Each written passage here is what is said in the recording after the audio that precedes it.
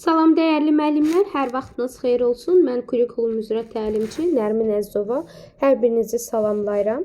Dəyərli müəllimlər, bu günlərim taksonomiya ilə bağlı hər kəsin qarışdırdığı və ən əsası testlərdə tapa bilmədiyimiz və hər bir kəsin yaralı yeri olan məhz taksonomiya haqqında bu gün sizə dəyərli məlumatları verəcəm və PDF-i də qruplara göndərəcəm.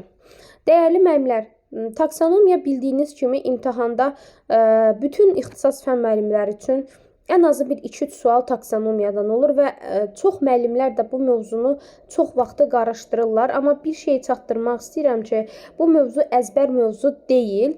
Yəni əzbərçiliyə əsaslanmayan mövzudur. Burada müəyyən bir bəzi xırda məsələlər var ki, onları sizin diqqətinizə çatdıracağam. Dəyərli yoldaşlar, izaha keçid etməmişdən öncə vurğulamaq istəyirəm ki, aprelin 10-una kimi aprel qrupu qeydiyyat, yəni aprel qrupu üçün qeydiyyat ola bilərsiniz və aprelin 10-unda dərslər artıq başlayacaq və siz qrupa qoşularaq bütün belə deyək də imkanlardan yararlana bilərsiniz və əsas hissələri öyrənib imtahana tam hazır şəkildə gedə bilərsiniz. Dəyərli müəllimlər, sizi yormaq istəmirəm, keçid edirəm vacib o məsələyə. Deməli, ümumiyyətlə xatırlatmaq istəyirəm ki, taksonomiyanın 6 mərhələsi var. Bunu bilirsiniz. Birinci mərhələ xatırlatmaq, ikinci mərhələ anlamaq. Mən yazıram, yəni siz yazmasanız da olar bunu. Üçüncü mərhələ tətbiq etmək. Dördüncü mərhələ təhlil eləmək, təhlil etmək. Beşinci mərhələ dəyərləndirmək. Altıncı mərhələ yaratmaq mərhələsidir. Yaratmaq. Əziz yoldaşlar, baxın, bu mərhələlərin hər biri şagirdlərdə yuxarı və aşağı təfəkkür səviyyəsi formalaşdırır. Bax, bu 3 mərhələ yuxarı təfəkkür səviyyəsi, bu 3 mərhələ aşağı təfəkkür səviyyəsi formalaşdırır. Bu nə deməkdir? Yəni, xatırlamaq, anlamaq, tətbiq etmək o qədər də belə deyək də çətin bir, yəni şagirdlərə bilik bacarıq öyrətmir. Sadə bir bacarıqlar öyrətir. Xatırlamaq, yəni faktə əsaslanır. Bildiyini yadına salırsan, oxuduğun bir şeyi anlayıb dərk edirsən və onu həyata keçirirsən, tətbiq edirsən. Yəni elə də çox yuxarı olmayan tapşırıqlar, bacarıqlar formalaşdırır şagirddə. Amma biz həmişə öyrənmişik ki, əgər bir şagird təhlil eləməyi bacarırsa, hadisəni öz gözü ilə dəyərləndirməyi bacarırsa, özündən nəsə bir yaradır, kreativ ideyalar, bir məhsul ortaya qoyursa, fikir verirsiniz, bunlar daha çətindir, yoxsa xatırlamaq, anlamaq, bir şeyi xatırlamaq daha çətindir, yoxsa bir şeyi yaratmaq daha çətindir? Əlbəttə ki, yaratmaq daha çətindir. Ona görə deyirik ki, həmin bu 3 mərhələ şagirddə aşağı təfəkkür və həmin bu 3 mərhələ şagirddə yuxarı təfəkkür formalaşdırır. Və mən qısa olaraq taksonomiya haqqında bəzi açar məqamları bildirmək istəyirəm ki, taksonomiya mərhələsində üzr istəyirəm, bir dəqiqə bunları pozaq. Taksonomiya mərhələsində ümumiyyətlə taksonomiya Benjamin Bloom, buna idraç taksonomiyası da deyirlər. Benjamin Bloom tərəfindən təşkil edilib. Bir də deyirəm, hansı alim tərəfindən? Benjamin Bloom tərəfindən bu taksonomiya icad olunub və o deyir ki, insanların ümumiyyətlə idraç baxımından insanları ümumiyyətlə 3 yerə ayırır. 1. İnsanın idraçı, 2. Onun emosional vəziyyəti, 3 də onun psixomotor qabiliyyəti. İdraç nədir müəllimlər? Beyin fəaliyyətidir, düşünmə fəaliyyətidir. Bəs emosional nədir? Daxili hiss etmə bacarıqlarımızdır. Bəs psixomotor nədir? Hərəki qabiliyyətimizdir və onun hətta Benjamin Bloomun tələbələri, belə deyək, bu idraç taksonomiyasını, emosionalı psixomotorun hər birini ayrı-ayrılıqda verib və hər birinin ayrı-ayrılıqda mərhələləri var. İdrakin 6 mərhələsidir, emosionalla psixomotorunda 5 dənə mərhələsi var. İndi onları bura yazmıram. Yəni çünki bunların hər biri ayrı-ayrılıqda keçiriləsi bir dərsdir. Əsas idrak taksonomiyasını bilməlisiniz.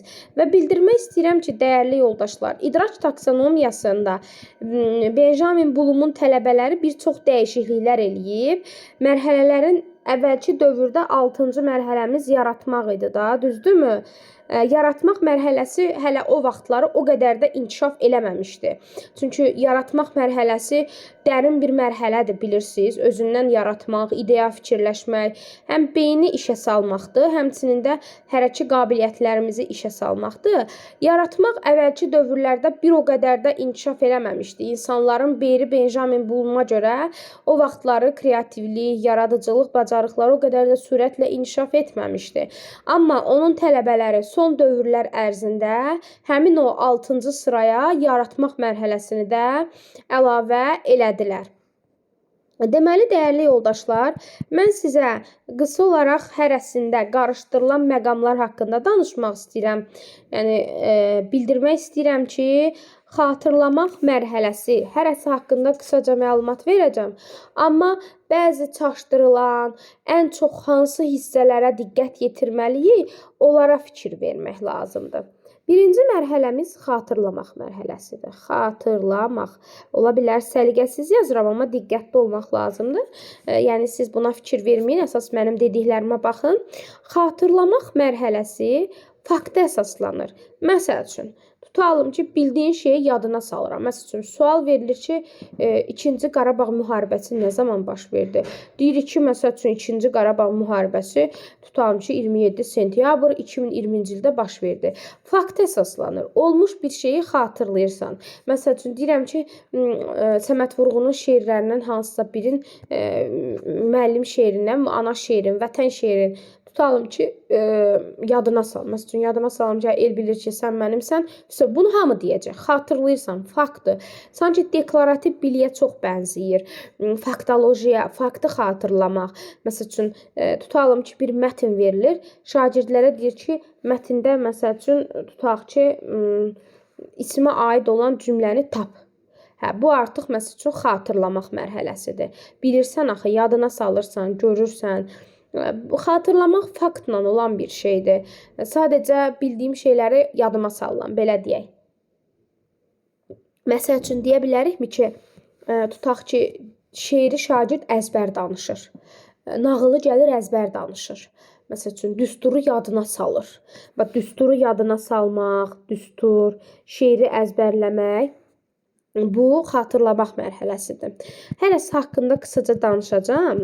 Mənim düzdür, bunlar haqqında geniş izahlarım yetəri qədər var. Amma dəstək məqsədi ilə ödənişsiz şəkildə müdavimlərə qısa formada və ən əsas hissələri sizə başa salmağa çalışacağım. İkinci mərhələmiz anlamaq mərhələsidir. Bəli, burada da bəzi nüanslar var. Hələ ki, mən o xırdalıqlara keçməmişəm, dəyərli yoldaşlar. Sadəcə olaraq mən sizə hər bir mərhələ haqqında qısa məlumat vermək istəyirəm ki, kör-körənə üzr istəyirəm də öyrənməyək. Məlumatı olan müəllimlər, olmayanlar bilsin. Məlumat verəcəm hamısı haqqında. Sonra başlayacağım o xırdalıqları, o vacib hissələri sizə xırdalamağa. Anlamaq mərhələsi nədir? Bax, açar sözləri yazıram. Başa düşmək, ondan sonra dərk eləmək, dərk etmək, məsəl üçün, mənasını izah eləmək, mənasını izah etmək, nümunə gətirmək, məsəl üçün, tutaq ki, bir şeirin ideyasını, məsəl üçün, və ya mətnin, məsəl üçün, ideyasını demək, sonra mətni oxuyub öz sözlərinlə kiməsə izah eləmək. Yəni, fərqi yoxdur, mətn olsun, bir hadisəni olsun, öz sözlərinlə izah eləmək, onu təsvir eləmək, canlandırmaq, təsvir etmək, sonra, məsəl üçün, əlaqə yaratmaq, iki şeyi əlaqələndirmək, fərqləndirmək, sonra onun oxşar və fərqli cəhətlərini tapmaq, oxşar və fərqli cəhətlərini müəllimlər bunun açar sözləri çoxdur. Amma mən tövsiyə edirəm ki, müdavimlərə siz açar sözlərlə öyrənməyəsiniz. Çünki mənasını başa düşüb ondan sonra öyrənəsiniz. Çünki bir çox açar sözlər, məsələn, fərqləndirmək, oxşar və fərqli cəhətləri tapmaq, mətnin ideyası o birlərində də, məsələn, təhlil etmə mərhələsində də var. Yəni biz bunu necə qarışdırmayaq, necə fərqləndirək, onları mən sizə başa salmağa çalışacağam. Amma sadəcə olaraq bilin ki, anlamaq, anlamaq nədir? Məsələn, mən kurikulumun mahiyyətini başa bilməsəm, deyirəm mənasını izah elə, ideyasını denən. Mən bir mətni oxuyacağam, düzdürmü? Mətni başa düşməsəm, mətni anlamasam, dərk eləməsəm, necə onun ideyasını səsləndirə bilərəm? Səsləndirə bilmərəm də, düzdürmü? Mətnin ideyasını başa sala bilmərəm sizə, mənasını izah eləyə bilmərəm və yaxud da kurikulumu oxuyuram, hal-hazırda kurikulumu sizə başa salıram, xırdalayıram. Anlamışam da, dərk eləmişəm, mahiyyətini başa düşmüşəm ki, mən sizə onu izah eləyə bilirəm. Baxın, dəyərli yoldaşlar, yaxşı olar ki, bu taksonomiya mərhələsini hər hansısa bir müəllimin, yəni bütün müəllimlərin izahlarına baxmayasınız. Çünki bu taksonomiya mərhələsi elə bir dərsdir ki, bunu nətər öyrəndisə də yadınızda da heylə qalacaq. Ona görə də diqqətlə qulaq asın, hər müəllimin izahına baxmayın. Çünki bu çox dərin bir mövzudur və imtahana da düşəcək bir şeydir. Aydındır? Baxın, mən istəmirəm siz bunu açar sözlərlə öyrənəsiniz. Bir də təkrarlayıram. Bax, açar sözlərində deyir ki, başa düşmək, dərk eləmək. Bax, sənə bir sual verilir ki, mən də sizə PDF göstərəcəm. O PDF-lə rahatlıqla öyrənəcəksiniz. Sizə bir şey göstərilir ki, deyir ki, şagirdə müəllim tapşırır ki, nağılı oxu, oxuduğun nağıldakı atalar sözlərinə uyğun nümunə gətir. Mən mətni oxumalıyam, nağılı başa düşməliyəm, onu anlamalıyam, bir onu dərk eləməliyəm ki, mənası nədir, ona uyğun nümunə gətirə biləm. Bir hadisəni, bir mətni başa düşməsəm, anlamasam, dərk eləməsəm, ona uyğun necə nümunə gətirə bilərəm ki? Aydındır? Məsəl üçün, kurikulumun bilməyənlər kurikuluma uyğun heç bir nümunə gətirə bilməz. Çünki dərk eləməmsən, anlamamısan, başa düşməmsən. Şeir oxuyursan, şeirin mahiyyətini deyir, danış. İdeyada söhbət nədən gedir? Deyirəm ki, şeiri oxuyuram, başa düşürəm ki, sözlərdən. Şeirin ideyası sırf vətənpərvərliyə aiddir, anaya aiddir. Bax, bu anlamaqdır, dərk eləməkdir, anlamaq mərhələsidir. Aydındır, dəyərli yoldaşlar. İndi mən sizə tətbiq mərhələsi haqqında danışacağam.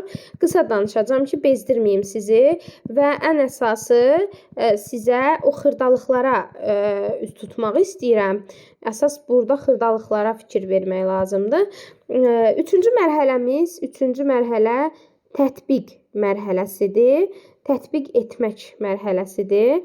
Dəyərli yoldaşlar, adından da göründüyü kimi, bax, bütün mərhələlər, o bayaq sadaladım, 6 mərhələnin 6-sı da bir-biri ilə çox əlaqəlidir. Bax, mən xatırlamasam anlaya bilərəm? Yox. Anlamasam onu tətbiq eləyə bilərəm? Yox. Hamısı bir-biri ilə çox əlaqəlidir. Xatırlamalıyam, sonra onu anlayıb beynimdə dərk eləməliyəm. Ondan sonra da başlayıb onu tətbiq eləməliyəm. Aydındır? Tətbiq etmək mərhələsi adından da göründüyü kimi əldə edilən biliyi, bacarığı realda həyata keçirmək. Bax, realda verilən şeyi həyata keçirmək. Həyata keçirmək, ondan sonra bir işi icra etmək, ondan sonra müstəqil şəkildə, bax, fəaliyyəti müstəqil şəkildə həll eləmək. Sonra, məsəl üçün, deyə bilər ki, tapşırığı yerinə yetirmək. Burada da çox xırdalıqlar var, dəyərli yoldaşlar, və onu mən sizə izah eləyəcəm. Tapşırığı yerinə yetirmək, ondan sonra hesablama aparmaq, məsələ həll etmək, misal həll eləmək, dəyərli yoldaşlar. Bu, tətbiq etmə mərhələsinin açar sözləridir.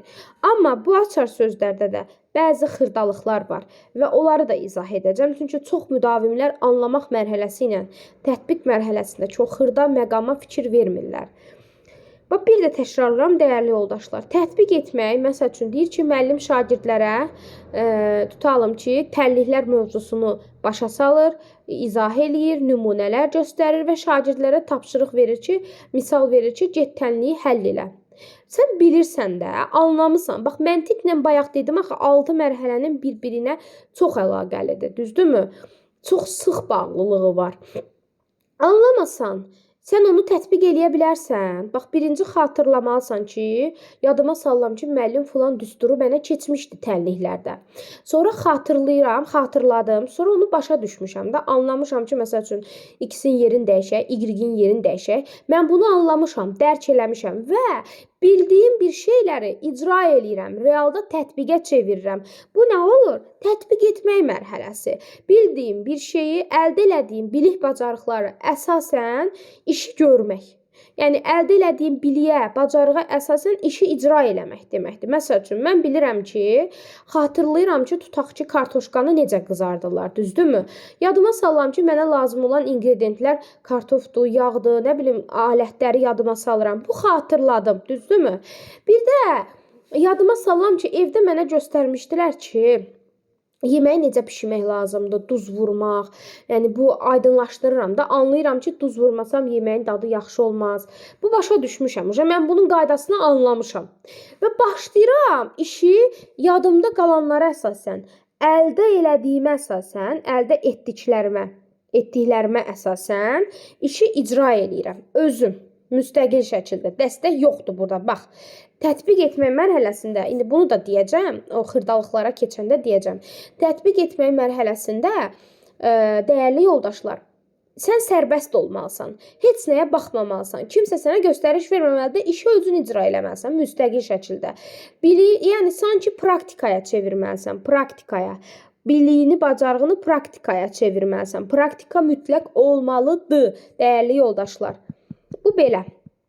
Və burada keçirik təhlil etmə mərhələsinə.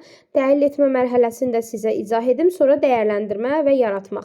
Yaratmaq çox sadədir. Əsas təhlil və dəyərləndirmə mərhələsində bəzi xırdalıqlar var və onları yenə izah eləmək istəyirəm ki, qarışdırmayasınız.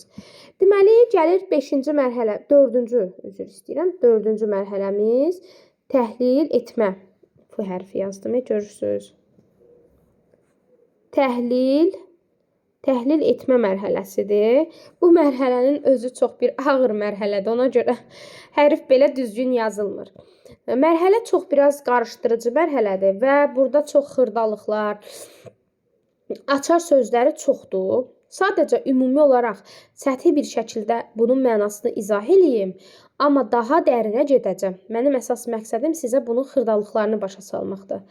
Təhlil etmə mərhələsi, dəyərli yoldaşlar, bir işin sanki araşdırması var burada. Araşdırma, bir dəqiqə, araşdırma, ondan sonra müqayisə eləmə. Bax, bayaq deyəsiniz ki, müəllimə, müqayisə eləmə, fərqləndirmə anlamaq mərhələsində də var idi axı. Biz bunu necə ayırd eləyək? İndi onlara da qəşəng xırdalıq verəcəm. Müqayisə, fərqləndirmə, qruplaşdırma, bəli, bu anlamaq mərhələsində də açar söz var. Qruplaşdırma. Ona görə özümü öldürürəm ki, açar sözlərə baxmayın. Mənalarına baxın, görün, hardadır o məna? İndi testdə əsas tapmaq məsələsi var da. Qruplaşdırma, ən vacib. Bax, açar söz budur. Bu söz ancaq bu mərhələnin içində var. Ən vacib, ən səmərəli yol seçmək. İki şeyi müqayisə eləyib, iki əşyanı, iki hadisəni müqayisə eləyib və ya həll yollarını müqayisə eləyib, ən vacib, ən həlledici məqamı seçmək. Bağışlayın, ən həlledici məqamı seçmək. Bu təhlil etmə mərhələsidir. Bax, adı üstündə sən nə isə təhlil eləyirsən. Bax, indi bir söz deyim. Bax, birinci xatırladıq, ikinci anladıq xatırladığımız şeyi. Anladığımız şeyi tətbiq elədik. Tətbiq elədiyimiz nəticələri isə təhlil eləməliyik. Bəli, təhlil etməliyik. Yəni, təhlil necə? Məsəl üçün, Deyir ki, tutalım ki, burada bir də açar söz fakta əsasən fikir bildirmək, mətni oxuyub müəllifin mövqeyini bildirmək. Yəni, bu sözlər mütləq yazılmalıdır. Bunları yazın. Bunlar açar söz olsa da bu hissələr var. Müəllifin mövqeyini bildirmək, mövqeyini. Bəli, bu müəllifin mövqeyidir. Fakta əsasən fikir bildirmək, danışmaq, ən əsas həll edici məsələni seçmək, ən vacib, ən həll edici. Bunu rahatlıqla təhlil etmə mərhələsinə yaza bilərsiniz. Məsəl üçün, testdə görərsiniz ki, testdə deyir ki, şagird, məsəl üçün, bir mağazaya gedib, özünə köynək almaq istəyir. Amma pulu bir dənə köynəyə çatır da, düzdürmü? Bunu neyinir şagird? Müqayisə eləyir, təhlil eləyir, birini seçir.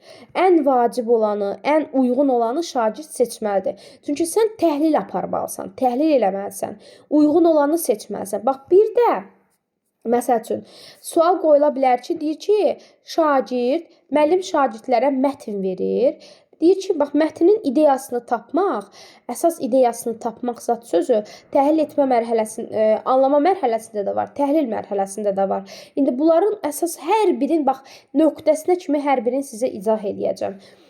Fakta əsasən fikir bildirmək, müəllifin mövqeyini bildirmək. Məsəl üçün, müəllim deyir ki, şagirdlərə mətn verir və şagirdlərə bildirir ki, mətndə müəllifin fikirlərini, müəllifin mövqeyini müəyyən elə. Bax, sən burada neynirsən? Mətndə öz mövqeyini yox. Demir ki, mətnə fikir bildir. Deyir ki, mətndə öz mövqeyini yox. Mətndə başqasının fikrini tapmaq. Bax, bunu da yazın ora. Başqasının fikrini, bax, fikrini, bunu da mütləq ora yazın. Başqasının fikrini müəyyən etmək. Müəllifin mövqeyini tapmaq, müəllif bu əsərdə nə demək istəyib, yazıcı bu əsəri yazmaqla nə demək istəyib bizə, məsəl üçün, şair niyə bu şeiri yazıb, bunları tapmaq, başqasının mövqeyini tapmaq, başqasının məqsədini, bunu niyə belə eləyib, bu təhlil mərhələsidir. Çünki araşdırma tələb eləyir ona görə. Bu da belə. İndi keçək dəyərləndirmə mərhələsinə. Dəyərləndirmə mərhələsi mənim ən çox sevdiyim bir mərhələdir, həqiqətən. Orada da çox xırdalıqlar var. Onların hər birində əsas hissəyə xırdalığı izah eləməyə keçəndə başa salacağım sizə. Dəyərləndirmə mərhələsi mənim çox sevdiyim bir mərhələdir. Niyə görə? Çünki orada ancaq özün varsan, sən varsan, öz şəxsi ideyaların var. Sən dəyərlisən orada. 5-ci mərhələ dəyərləndirmə. Bir dəqiqə, üzr istəyirəm. 5-ci mərhələ dəyərləndirmə mərhələsidir. Dəyərləndirmə. Çünki burada sən varsan, sən önəmlisən, sən vacibsən, sən əsassan, sənin fikirlərin önəmlidir, sənin şəxsi ideyaların önəmlidir.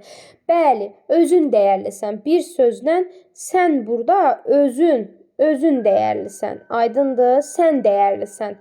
Ona görə də dəyərləndirmə mərhələsi maraqlı bir mərhələdir. Dəyərləndirmə mərhələsində sən şəxsi fikir bildirirsən. Bax, məsələyə, bir hadisəyə şəxsi fikir bildirmək, ondan sonra öz gözünlə, öz baxış tərzinə uyğun, məsəl üçün, məsələni qiymətləndirmək, ondan sonra məsələni şəxsi dəyərləndirmək. Bax, ümumiyyətlə bilirsiniz ki, mən bunu həmişə demişəm, bu tənqid mərhələsinə də çox oxşuyur.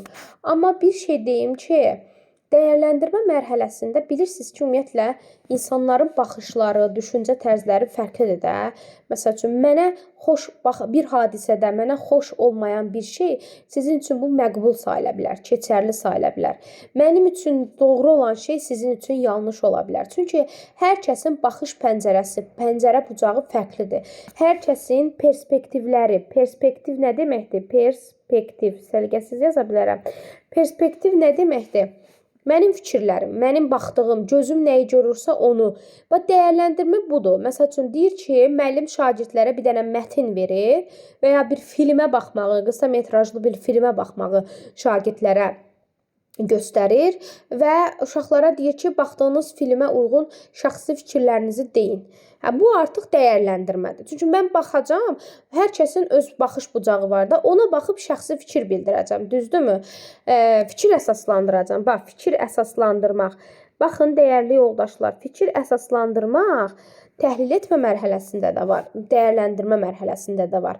Hələ ki giriş eləmirəm, xırdalıqlara giriş eləmirəm. Sadəcə ümumi bir səthi formada izah edirəm. Bunun dərinlikləri çoxdur. Fikir əsaslandırmaq, şəxsi fikrimə əsaslandırmaq, arqument gətirmək. Arqument nə deməkdir? Arqument nə deməkdir? Şəxsi ideyama fikir gətirirəm. Bax, özümdən yaratmıram, arqument gətirirəm. Fikir əsaslandırıram. Şəxsi ideyamı bildirirəm, şəxsi fikrimi bildirirəm, özüm məsələni dəyərləndirirəm, öz baxış bucağıma uyğun məsələni qiymətləndirirəm. Bax, bu dəyərləndirməkdir. Adı üstündə kim dəyərləndirəcək? Mən. Məsəl üçün, müəllim şagirdlərə sual verir ki, deyir ki, sizcə.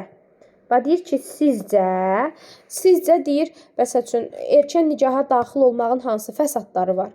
Bu adı burada bax, mən dəyərləndirirəm. Mənim üçün, məsəl üçün, erkən nikaha daxil olmağın ola bilər başqa düşüncəmdə başqa fəsadları ola bilər. Siz başqa fikir bildirə bilərsiniz. Məsəl üçün, sual qoyula bilər ki, müəllim uşaqlara deyir ki, sizcə mətndə məsəl üçün, tutaq ki, sizcə mətndə filan kəs niyə belə elədi və yaxud da ki, sizə görə, məsəl üçün, mətni bəyəndiniz və yaxud da, məsəl üçün, mətndə niyə bu oldu? Yəni, bu, belə deyək də, fikir əsaslandırır. Sənin fikrini istəyir. Sizcə deyir, məsəl üçün, tutaq ki, Koroğlunun etdiyi hərəkət doğruydu, sizcə, sənə görə.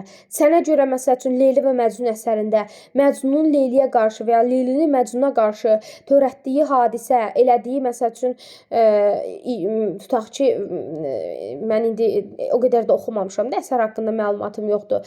Elədiyi bir hərəkət doğruydu, sənə görə, sənin fikrini istəyir, sənin şəxsi ideyanı istəyir.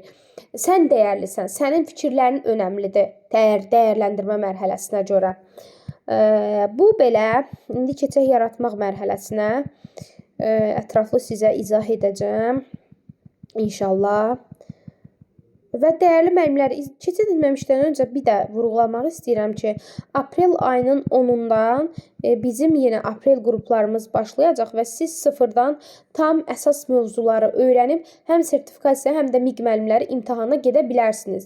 Tam rahatlıqla əldə edə bilərsiniz. İmtahana düşəcək ən əsas mövzular hansılardır, vacib mövzuları, yəni öyrənib imtahana hazır şəkildə gedib, yəni yaza bilərsiniz. Nəticəniz yaxşı ola bilər. Ona görə də əlaqə saxlamaq üçün 051 616 86 və 26 nömrəsi ilə əlaqə saxlaya bilərsiniz və yaxud da ki 050 361 bir dəqiqə 77 55 nömrəsi ilə də əlaqə saxlayıb ətraflı məlumat ala bilərsiniz. Belə. Və keçək yaratmaq mərhələsinə.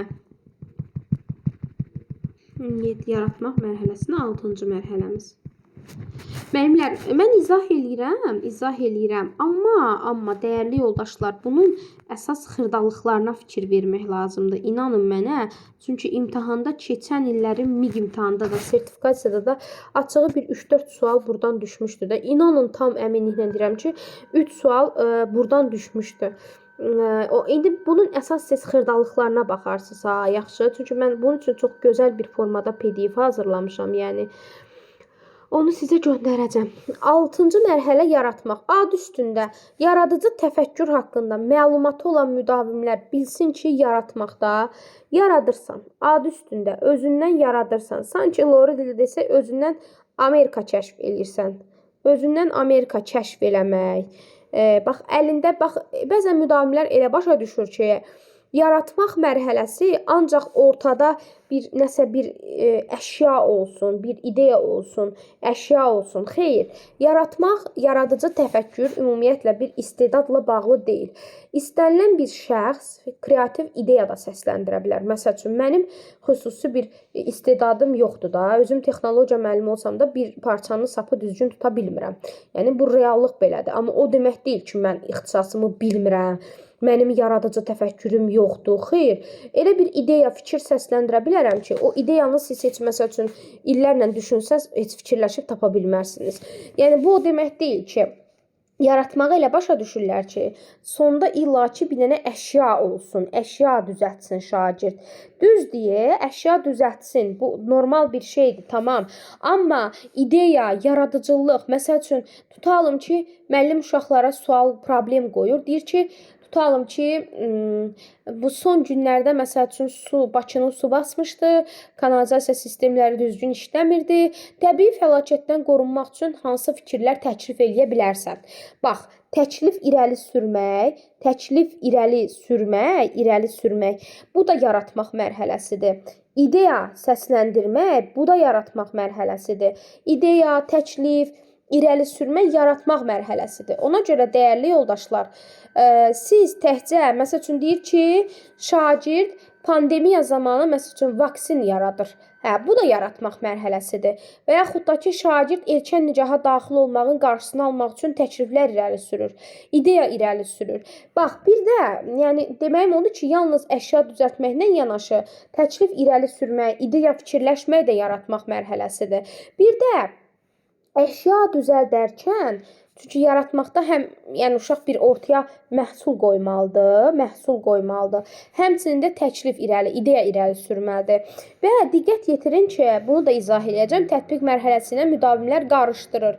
Tətbiqlə yaratmaq, təhlillə dəyərləndirmək və anlamaqla da tətbiqi qarışdırırlar və həmişə bu qarışdırıcı şəkildə düşür.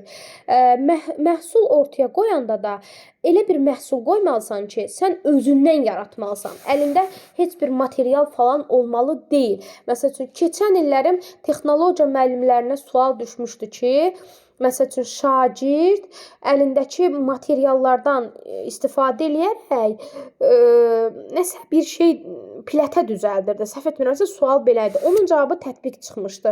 Çünki yaratmaq mərhələsində əlində heç bir vəsait, bir şey olmalı deyil. Özündən, məsəl üçün, deyir ki, şagird pandemiyaya qarşı vaksin hazırlayır. Bax, bu yaratmaq mərhələsidir, dəyərli müəllimlər. İndi mən sizə bunların xırdalıqlarını izah edəcəm növbəti videoda.